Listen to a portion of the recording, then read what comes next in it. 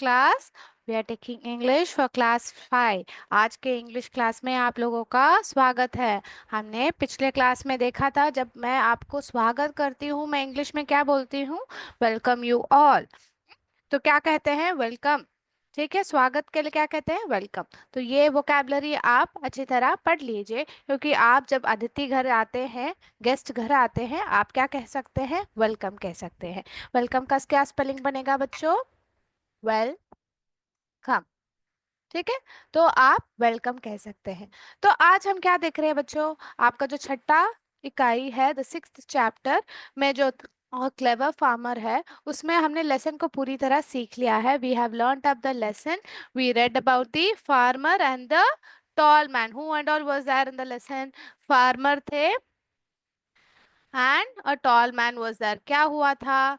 Farmer ने एक हिल side में क्या लिया था? एक फार्म लिया था।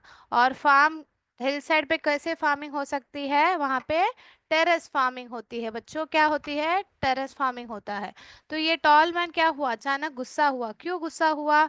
क्योंकि जो फुट हिल पे, इन द फुट हिल, यानी कि पहाड़ी के नीचे वाले भाग में, फुट हिल में इस आदमी का घर था। और इस आदमी का छत जो है फुट हिल पे आ रहा है, क्योंकि पहाड़ कैसा होता है बच्चों? ऐसे होता है। तो एक का जो नीचवा नीचा भाग होता है, दूसरे का ऊपरी भाग बन जाता है।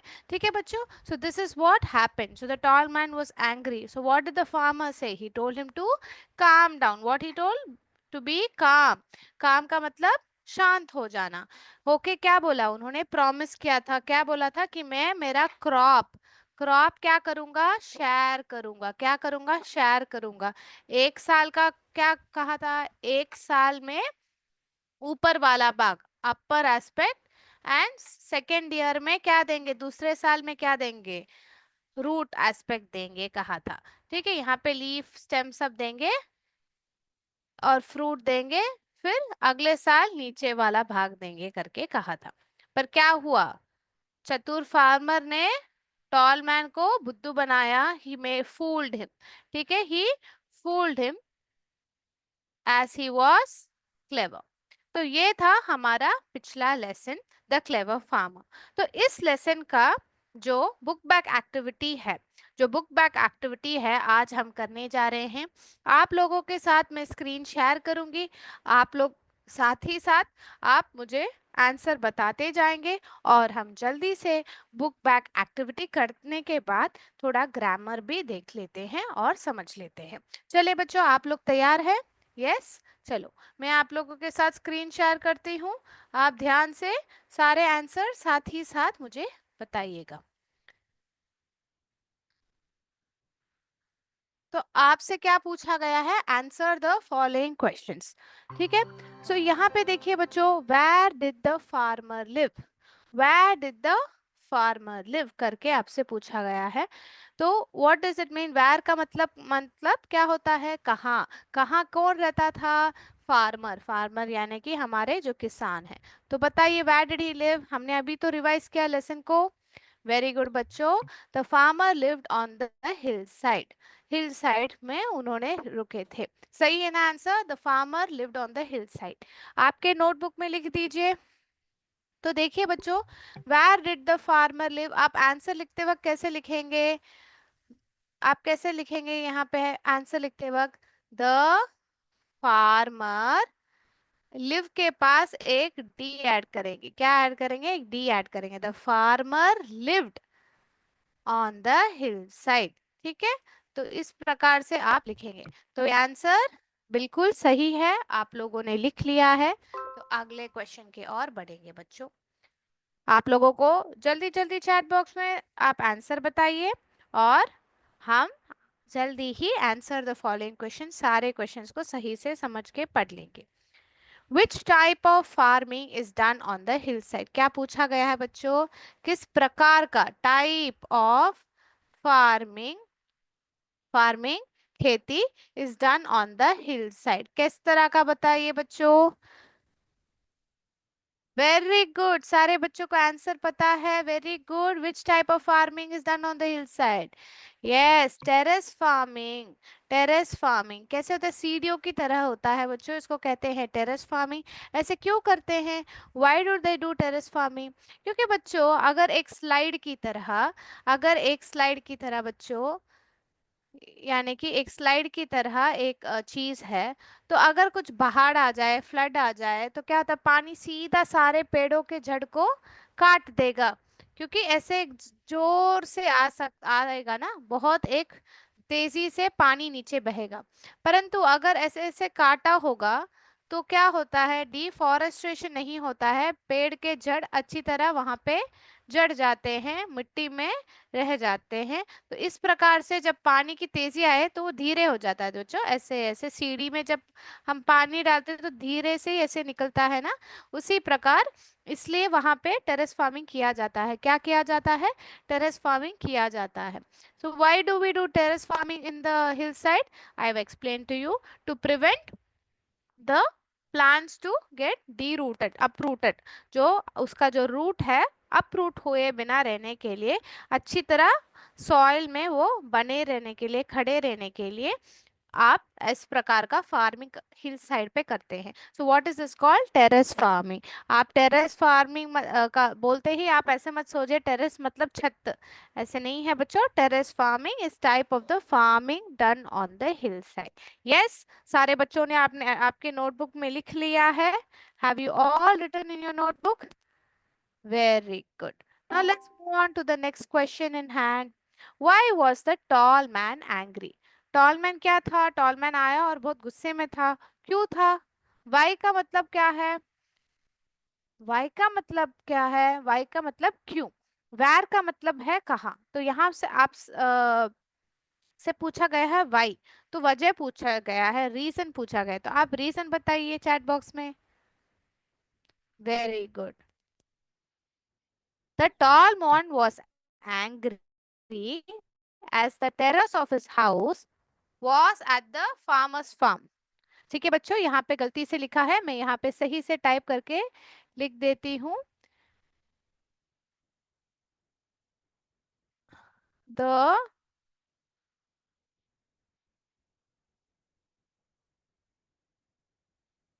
the tall man was angry as the terrace of his house was the foothill of the farmer's farm. The tall man was angry. The tall man was angry as the terrace of his house was at the foothill of the farmer's farm. ठीक है बच्चों, तो ये रहेगा आपका सही answer. जो यहाँ पे टाइप किया गया है वो गलत है। आप ये सही से, जो मैंने यहाँ पे सही से आपको बता दिया है, वो आप लिख लीजिए। ठीक है? The tall man was angry as the terrace of his house was at the foothill of the farmer's farm. ठीक है, आप लोगों ने नोट कर लिया है? Yes, very good. Now let's go ahead with the next question. Who pleased the tall man and how? Who pleased the tall man and how? किसने जो टॉल मैन, जो गुस्सा हुआ था, अभी पूछा था क्यों गुस्सा हुआ था, लंबा जो आदमी है, वाई वॉज ही एंग्री, हमने देखा। अभी आपसे पूछा उनको किसने प्रसन्न किया, प्लीज यानी कि प्रसन्न करना। तो who pleased the tall man and how? Who मतलब किसने, और हाउ का मतलब क्या होता है यहाँ पे बच्चों? हु का मतलब यहाँ पे होता है किसने प्रसन्न किया। तो आप लोगों को पता है किसने किया? Who did it? Yes, very good, the farmer. How? पहले तो शांत से जवाब दिया, बी काम कहा, और फिर उन्होंने एक प्रॉमिस किया। क्या प्रॉमिस किया हम देखें? चलिए आगे बढ़ते हैं और देखते हैं। The farmer pleased the tall man by promising to share the harvest every year with the tall man. ठीक है? The farmer pleased the tall man by promising to share the harvest, जो जो उनका जो क्रॉप हर साल जो harvest होता है उसको जो भी है वो हर साल बांटेगा किसके साथ, लंबे आदमी के साथ, every year with the tall man. Yes, आप लोगों ने लिख लिया आपके नोटबुक में? यस किड्स, तो आपको किस प्रकार से लिखना है? Who pleased the tall man, तो प्लीज से पहले जिसने प्लीज किया, the farmer pleased the tall man by, किस प्रकार से? बाई प्रॉमिसिंग, उन्होंने प्रॉमिस किया to share the harvest every year. Okay, so this is the right answer. Who was cleverer, cleverer यानी कि हु वाज क्लेवरर, कौन और बुद्धिमान था? Who was cleverer, the farmer और द टॉल मैन? क्लेवरर कौन चतुर था, फार्मर था कि टॉल मैन था?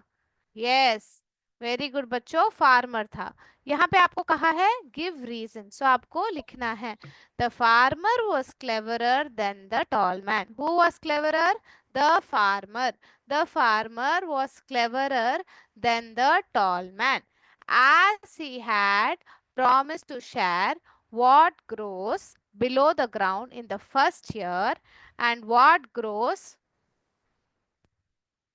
So the farmer was cleverer than the tall man as he had promised to share what grows below the ground in the first year. तो पहले साल में जो जमीन के नीचे जो उगता है वो शेयर करेंगे, and what grows above the ground the next year, तो अगले साल जो नीचे ये होगा, उगेगा, उसको देंगे। And he sowed wheat in the first year, तो पहले साल क्या हुआ? पहले साल उन्होंने कहा जो जमीन के नीचे उगेगा वो आपको दूंगा, और दूसरे साल जो जमीन के ऊपर जो उगेगा वो आपको दूंगा। परंतु पहले साल में उन्होंने क्या बीज बोया, किसका बीज बोया? वीट का, वीट यानी कि गेहूं। So he sowed wheat in the first year, leaving the tall man only with roots. So जो वीट है ये है वीट, तो ये जो रूट्स है, ये रूट्स किसी का भी मतलब नहीं हो, कोई भी मतलब नहीं है उसका। हम तो रूट नहीं खाते हैं, हम तो सिर्फ वीट खाते हैं। तो इसलिए the farmer was more clever, so he was so he sowed in the first year wheat, and he gave the root to the tall man। ठीक है बच्चों, तो यहाँ पे आपने देखा। एंड द नेक्स्ट ईयर, अगले साल जब टॉल मैन ने कहा जो ऊपर वाला भाग है मुझे देना, क्योंकि उसने देखा था कि जो ऊपर वाला भाग है उससे ही लाभ हुआ फार्मर का, इसलिए उन्होंने उस क्या बोला था वो टॉल मैन ने, अगले साल जो ऊपर उगेगा वो ही मेरा रहेगा करके कहा था। तो हमारे फार्मर ने क्या किया, हमारे फार्मर ने क्या किया, ग्राउंडनट्स को बोया। कब? So he left the man only with the leaves of groundnut, जिसका प्रयोग हम नहीं करते हैं, उसका जो प्रयोग हम नहीं करते हैं। तो ये है आपका आंसर, जल्दी से आपके नोटबुक में लिख लीजिए बच्चों। Very good. अगला प्रश्न, the farmer bought a pair of cows. क्या? द फार्मर बॉट, फार्मर ने क्या खरीदा? बॉट यानी कि क्या खरीदा? अ pair of cows, to a pair of bullets, three a pair of buffaloes, four a pair of horses. क्या खरीदा था? Very good, a pair of bullocks. क्यों बुलक्स क्यों खरीदा? क्योंकि he was प्लविंग the field, so the answer would be a pair of bullocks. Very good, easy है, आप लोगों ने सब नोट कर दिया। Very good. अगला क्वेश्चन क्या है देखते हैं। Name two crops which grow above the ground. Two crops यानी कि जो फसलें होते हैं जो जमीन के ऊपर उगते हैं, विच grow above the ground and below the ground. अभी अगर आपसे पूछा गया पौधा, कौन सा पौधा ऊपर उगता है और नीचे उगता है, ऐसे पूछा गया तो वो गलत है, क्योंकि पौधा में क्या होते हैं, पौधे में क्या होते हैं, रूट होता है, स्टेम, तने होते हैं, फिर आपको लीफ होता है, so there is leaf, stem and roots, okay, and fruits also. यहाँ पे पूछा है क्रॉप, क्रॉप का हम उपयोग करते हैं बच्चों, तो आपको पूछा गया विच ग्रो अबाउ द ग्राउंड, बताइए। वेरी गुड, गेहूं और चावल, wheat and rice। and what about what grows below the ground? Very good, carrot, beetroot, ginger, garlic, very good. So यहाँ देखिए, wheat and rice grow above the ground, क्या ऊपर उगते हैं? Wheat and rice grow above the ground, while beetroot and groundnut grow below the ground.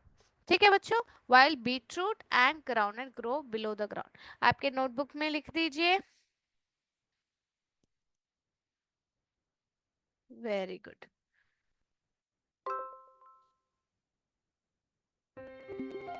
ठीक है, तो बच्चों अभी हमने देखा आंसर द फॉलोइंग क्वेश्चंस हमने कंप्लीट कर दिया। अभी हम और एक चीज कंप्लीट करने जा रहे हैं जो है fill in the blanks. Fill in the blanks को हम अभी कंप्लीट करने जा रहे हैं, परंतु इसको भी मैंने एक एक्टिविटी के माध्यम से दिया गया है। आप मुझे हेल्प करेंगे, जरूर आंसर सही से कहेंगे। ठीक है बच्चों, तो मैं वापस आप लोगों के साथ स्क्रीन शेयर करती हूँ, और आप मेरे मेरे साथ क्या करेंगे, जल्दी जल्दी आप आंसर बता के देंगे।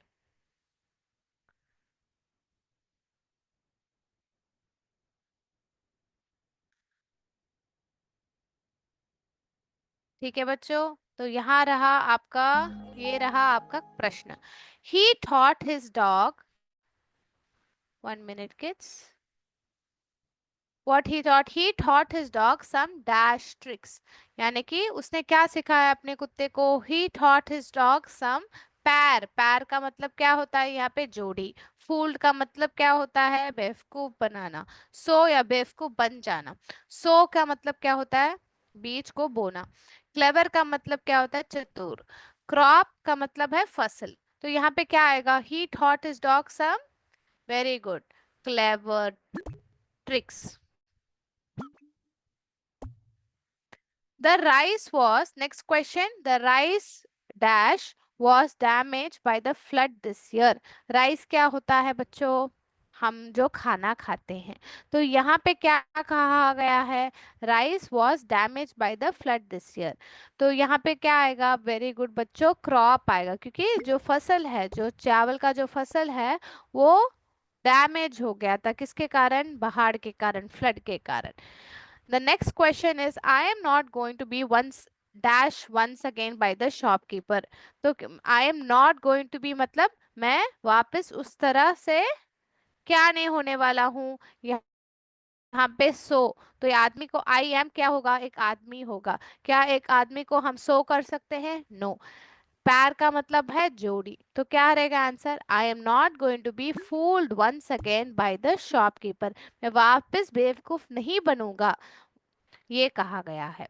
The farmer dash seeds in the soil. तो हम सीड्स को क्या कहते हैं? सीड्स का मतलब क्या होता है बच्चों? इट मींस बीज। सो यहाँ पे the farmer dash seeds in the soil, so seeds in the soil. The Rohan purchased a dash of gloves from the market. Gloves का मतलब है जो हाथ में, जिस पैर में जो सॉक्स पहनते हैं, उसी प्रकार हाथों में ग्लव्स पहनते हैं ना बच्चों, we where a pair of gloves. पैर, पैर का मतलब है, ये शब्द हमने लेसन में कहाँ देखा था? पैर, yes, a pair of bullocks. पैर का मतलब है जोड़ी। तो किसकी जोड़ी? यहाँ लेसन में क्या था? बुलक्स की जोड़ी थी। यहाँ पे देखिए ग्लव्स। सो यहाँ पे Rohan purchased a pair of gloves from the market. Let's submit the answer. Have you all written it in your notebook? Very good. Okay kids, तो हमने सही से जवाब दिया है सारे सवालों का, और हमने सही से सीख लिया है। तो मेरे प्यारे बच्चों का और एक एक्टिविटी आपके नोटबुक में है, परंतु उसको पूरा करने के लिए आप लोगों को एक चीज समझना है। वो क्या है मैं बताती हूँ। आपका जो एक्टिविटी है, fill in the blanks with the correct helping verbs. So आप लोगों को हेल्पिंग वर्ब्स, कौन से हेल्पिंग वर्ब्स है? इज, एम और आर। इन तीनों के मदद के साथ, इस, एम और आर के मदद के साथ आपको जो सेंटेंस दिए गए हैं, पंक्तियां दिए गए हैं, आपको वो फिल कंप्लीट करना। You have to fill in the blanks. Okay, before we go ahead with that, वो करने से पहले हम क्या कर लेते हैं? वर्ब्स क्या होते हैं बताइए। वर्ब्स का मतलब एक्शन वर्ड्स। वर्ब्स क्या होते हैं पहले बताइए मुझे बच्चों। वर्ब्स का मतलब है दे आर एक्शन वर्ड्स। जो हम क्रिया करते हैं उसको जो डिस्क्राइब करते हैं ना बच्चों, जो क्रिया हम करते हैं ना बच्चों, जो काम करते हैं वो क्या है, एक्शन है। वो एक्शन वर्ड्स क्या होते हैं, वर्ब्स यानी कि क्रिया। तो अभी वर्ब्स में दो तरीके के वर्ब्स होते हैं, या कैसे, मेन वर्ब्स और ऑक्सिलरी वर्ब्स। अभी इन ऑक्सिलरी वर्ब्स में दो तरीके के होते हैं, प्राइमरी और मॉडल वर्ब्स। अभी आप लोगों को ये देखना है कि हम किसके बारे में पढ़ने वाले हैं, इस आर और एम के बारे में। तो आज हम पढ़ने वाले हैं ऑक्सिलरी वर्ब्स में प्राइमरी वर्ब्स के बारे में। इस प्राइमरी वर्ब्स में तीन भाग होते हैं, टू बी, टू डू और टू हैव। क्या होते हैं, तीन तरीके के होते हैं, टू बी, टू डू जो क्रिया करते हैं, टू हैव जो अपने पास प्रोसेस करके रखना है। सो टू बी क्या है, हेल्पिंग वर्ब्स है। ये कौन है पता है, वेरी गुड, इस, एम, बच्चों को दिख रहा है बोर्ड क्लियरली, वेरी गुड, इस, एम, आर, वेर।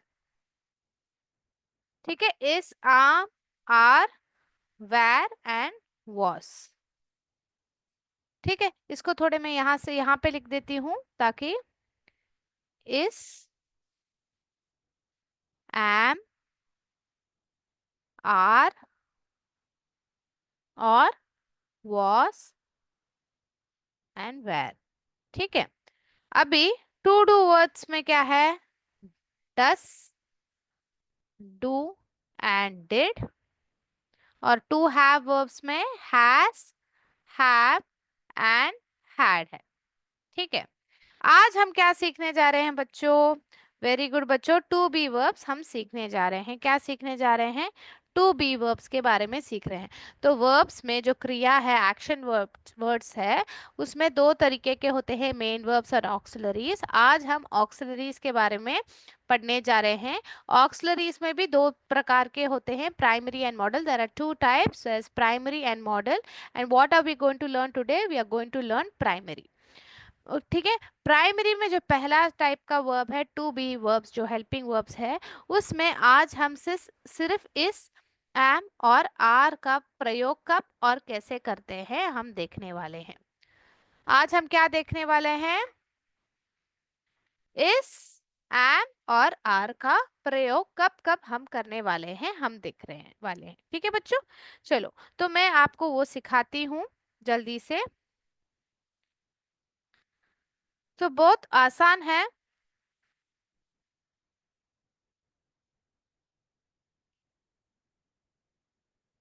आज क्या देख रहे हैं, यूज ऑफ इस, एम एंड आर। ठीक है, इसको क्या करेंगे, तो जब आई आएगा, जब आई आएगा आप एम का प्रयोग करेंगे। जब आई आएगा आप किसका प्रयोग करेंगे, एम का प्रयोग करेंगे। जब यू आएगा आप आर का प्रयोग करेंगे। अभी आई क्या है, आई क्या होता है, मैं। जब आई आता है, जब मैं आता है, सिंगुलर, मैं मतलब सिर्फ एक आदमी है वहां पे, सिंगुलर है। और क्या है बच्चों, ये फर्स्ट फर्स्ट पर्सन है। फर्स्ट पर्सन यानी कि आपकी दुनिया में आप पहले होते हो ना बच्चों, मैं। तो क्या होता है, वो फर्स्ट पर्सन है और सिंगुलर है, एक ही आदमी है वहां पे जो सिंगुलर है। ये फर्स्ट पर्सन वर्ब है आई। तो जब फर्स्ट पर्सन आपके बारे में आप बात करेंगे तो आई एम, आप डालेंगे। ठीक है।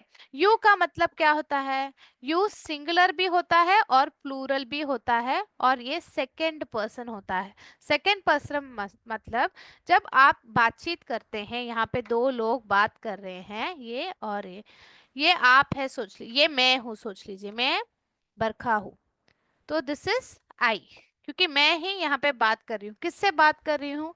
आपसे बात कर रही हूँ, आप लोगों से, यू से बात कर रही हूँ। अगर मैं सिर्फ एक छात्र से बात करूंगी, तब भी मैं यू का उपयोग करूंगी। अगर मैं अनेक छात्रों से बात करूंगी, लाइक मोर देन 5 बच्चों से बात कर रही हूँ, तब भी मैं यू का प्रयोग ही करूंगी। ठीक है। जब आई आएगा, एम आएगा। ठीक है। जब यू आएगा, आर आएगा। ये आप लोगों को समझ में आ गया? कोई कंफ्यूजन है?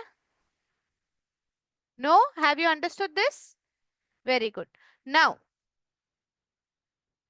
आप क्या करने वाले हैं अभी? अगला अगला हम इसका प्रयोग कब करेंगे हम देखेंगे। इसका प्रयोग कब करेंगे हम देखते हैं बच्चों।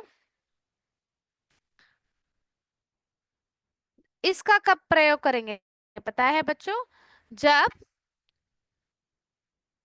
ही, शी, इट, यानी कि जो प्रोनाउंस ही, शी, इट है, यानी कि ही मतलब एक आदमी यानी कि राम, शी मतलब सीता, इट का मतलब यहाँ पे एक कैट रख लीजिए, बिल्ली। ठीक है। जब सिर्फ एक, ये लोग सिर्फ एक है, तो ये लोग सब सिंगुलर है, और सिंगुलर है, और क्या है? ये सब थर्ड पर्सन में आ रहे हैं, थर्ड पर्सन में आ रहे हैं।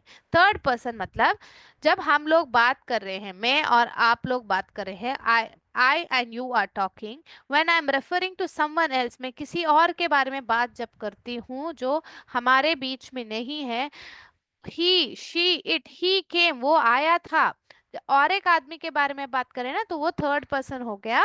और थर्ड पर्सन में जब सिंगुलर आएगा, सिर्फ एक आदमी के बारे में बात कर रहे हैं, एक औरत के बारे में बात कर रहे हैं, या एक वस्तु या एक जानवर के बारे में बात कर रहे हैं, तब आप इसका प्रयोग करेंगे। किसका प्रयोग करेंगे? इसका प्रयोग करेंगे। ठीक है। और जब यही अनेक हो जाते हैं, जब ही, शी और इट अनेक हो जाते हैं, इनको कहते हैं दे। और जब ये आई, जब आप एक लोग के साथ है, आई मतलब मैं, अगर आई बन जाता है हम, आप लोगों, आपके साथ अनेक लोग हैं, तो बन जाता है हम, बन जाता है ना बच्चों, हम बन जाता है। तो हम का मतलब है वी। जब वी यूज होता है, वी और दे, आप आर का प्रयोग करेंगे। ठीक है। तो आप लोगों को समझ में आ गया? Have you understood this? When to use is, am? ठीक है। जब मल्टीपल, अनेक लोग आ जाते हैं, जब प्लूरल फॉर्म आ जाता है, मल्टीपल लोग आ जाते हैं, तब आप क्या करेंगे? आप आर का प्रयोग करेंगे। सिर्फ आपके बारे में आई एम, आई और एम और कभी भी नहीं आएगा, सिर्फ आई के साथ आएगा, तो आपको कंफ्यूजन ही नहीं है। तो ये आप लोगों को समझ में आ गया होगा। यू के साथ सिर्फ आर ही आएगा, आपको कंफ्यूजन नहीं है। तो आर दो जगह में आ जाता है, जब आप यू के बारे में बात कर रहे हैं, तुम्हारे बारे में जब मैं बात कर रही हूँ, तब मैं आर का प्रयोग करूंगी, और जब अनेक लोगों के बारे में बात कर रही हूँ, तब मैं आर का प्रयोग करूंगी, वी एंड दे। इसका प्रयोग कब करूंगी? जब सिर्फ एक वस्तु, एक आदमी, एक औरत के बारे में जब बात किया जा रहा है, एक नाउन, सिर्फ एक, एक नाउन, ही, राम, सीता, गीता, डॉग, ऐसे, और उसका जो सपोर्टिंग प्रोनाउन है, प्रोनाउन, ये ही शी इट, और क्या है? प्रोनाउन है। जब आदमी आता है तो हम ही डालते हैं, जब औरत आता है तो हम शी डालते हैं, स्त्रीलिंग पुल्लिंग आता है, और फिर यहाँ पे जब जानवर या वस्तु आता है, हिट डालते हैं। तो यहाँ तक मेरे प्यारे बच्चों को समझ में आ गया? Have you all understood this? Yes? Okay. Now moving on, we'll do the activity which will take only 2 minutes. We'll finish it up and then we'll go ahead with the next lesson in the next class. So just give me a moment, बच्चों. मैं screen share कर रही हूँ।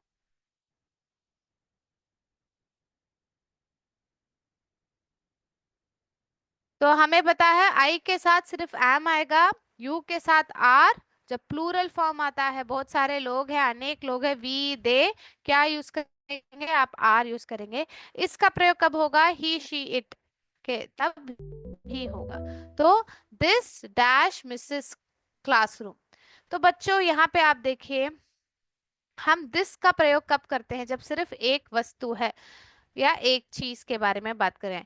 तो यहाँ पे this का मतलब है, जब प्लूरल आता है हम क्या यूज करते हैं? हम दीज यूज करते हैं। तो यहाँ पे सिर्फ एक है। और किसके बारे में बात कर रहे हैं? मिसेस काउ का क्लासरूम के बारे में बात कर रहे हैं। सो यहाँ पे क्या आएगा बच्चों? सिर्फ सिंगुलर है, सिर्फ एक चीज के बारे में बात किया जा रहा है। सॉरी बच्चों, this is, we will, yes, we will use this is Mrs. Cow's classroom. What will we say? This is Mrs. Cow's classroom. ठीक है? Let's submit the answer and see. Yes, we are right. Next question देखते हैं। उससे पहले ये drawings हटा देती हूँ। नेक्स्ट क्वेश्चन में टू बनी रैबिट्स, टू बनी रैबिट्स, टू यानी कि एक से अधिक, अनेक। ठीक है, जब दो वस्तु आते हैं तो आप किसका प्रयोग करेंगे? बताइए, without seeing the options. Are का प्रयोग करेंगे। तो यहाँ पे एम है और आर। एम तो किसके साथ आएगा? एम तो हमेशा आई के साथ ही आएगा। आर कब आएगा? जब आप यू यू देखेंगे और प्लूरल फॉर्म्स देखेंगे, जैसे टू बनी रैबिट्स या वी और दे आएगा। तो यहाँ पे टू बनी रैबिट्स का मतलब यह एक से अधिक है, so you will use the word are. So let's put are here. Yes, let's see if the answer is right. Yes, the answer is right. Now let's go to the next part of the question and see the calf elephant. The calf elephant यानी कि एक ही है। Calf is one, एक। The calf elephant dash sitting on the last bench. तो यहाँ पे आपको आप ऑप्शन एम है और इस है, तो what will you choose? Which one will you choose? The इसको यूज करेंगे। द काफ एलिफेंट सिंगुलर है, एक ही एलिफेंट के बारे में बात किया जा रहा है। The calf elephant is sitting on the last bench would be your right answer. Very good. Now the next question is I. I आते ही आप क्या डालेंगे? What would you put? Very good. I am the monitor says whom? The puppy. Who says? The puppy says. I am. I देखते ही आप क्या डालेंगे? I am डालेंगे। I am the monitor says the puppy. I is नहीं कहेंगे, I am कहेंगे। तो हम देखते हैं, हम आंसर सबमिट करके देखते हैं, सही है। Very good, kids. Next, the piglet and the cup. The piglet यानी कि जो सुअर है, the piglet and the cup dash punish by Mrs Cow. तो यहाँ पे दो लोग हैं। When there are more than two people, when there are multiple people, what do you say? Yes, you use the word are. So the piglet and the cup are punished by Mrs. Cow. Very good. Submit answer. Next question. They dash punish for not doing their homework. They का मतलब क्या होता है? Yes, very good. दे का मतलब है वहां पे अनेक लोग है। ठीक है, दे का मतलब है वहां पे अनेक लोग है, एक से अधिक है। जब एक से अधिक आता है तो आप क्या प्रयोग करते हैं? वेरी गुड, आप आर का प्रयोग करते हैं। They are punish for not doing their homework. Yes, very good. Next question is Mrs Kaur dash writing a question on the board. Mrs Kaur एक पर्सन है। यहाँ पे एक इसका जो प्रोनाउन क्या रहेगा? इसका प्रोनाउन क्या रहेगा बताइए? अगर मिसेस काउ का प्रोनाउन उपयोग करेंगे तो हम क्या यूज करेंगे? हम शी उपयोग करेंगे। ही शी इट जब आएगा तो आप क्या डालेंगे? इस डालेंगे। क्या डालेंगे आप लोग? इस डालेंगे। तो what you will say? Mrs cow is writing a question on the board. Mrs. Cow is writing a question on the board. Let's see if the answer is right.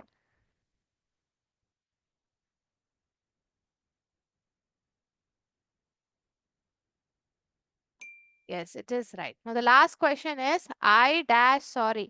I देखते ही आप क्या कहेंगे? Very good. I am sorry. I am sorry, says the kitten when she drops her bag. So yes, we have finished all the answers very clearly.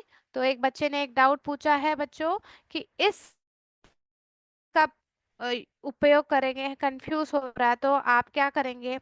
तो आप क्या करेंगे यहाँ पे? इस कब यूज करेंगे? इस आप जब सिंगल है, सिंगल एक ही चीज है, एक ही चीज यानी कि राम सीता और गीता, और सिंगल में आप नहीं आ रहे हैं, आप नहीं हैं तो आप फर्स्ट पर्सन नहीं होके सिर्फ एक सिंगल चीज है तो आप क्या करेंगे?